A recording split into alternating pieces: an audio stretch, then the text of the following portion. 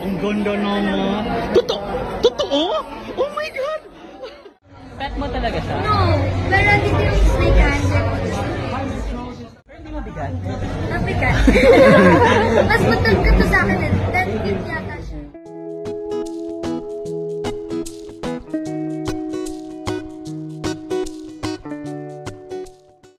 Hello beautiful people! Welcome to Celebrity Home. Andrea Brillantes nagdala ng totoong ahas sa The Opulence Ball ngayong taon. Nag-alalilit si Andrea na talaga namang nagpawaw sa karamihan. Ang mga kasamahan nitong dumalo at mga press ay namangha nang sabihin nitong totoong ahas ang kanyang dala bilang parte ng kanyang Halloween costume.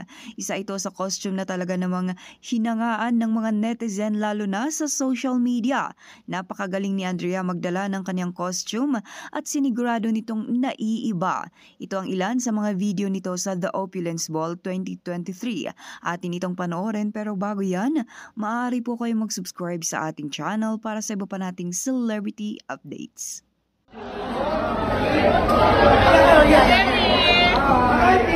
Hi, Blanc!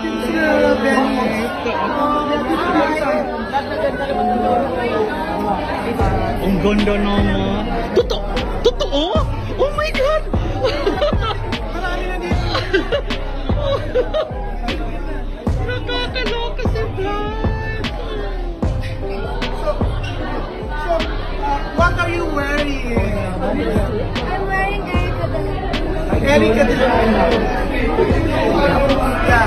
So, what's your inspiration? So, ako po si Ivan talaga yung Grabe yung ahas! Natapos siya sa dati ng pamilya. Ayaw niya mag-submit kay Ata. Yeah. Nice. So, natanggal siya doon. So, anong inspiration mo talaga dyan? Kasi, yeah, pero... That's friend mo? Yeah, may kong best friend na Anong name ng snake?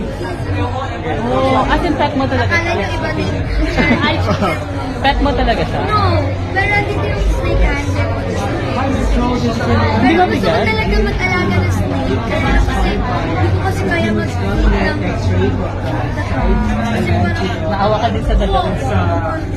Pero gusto talaga. Pero hindi mabigat? Mabigat. Mas matulog to sa akin eh. Then, cute yata siya.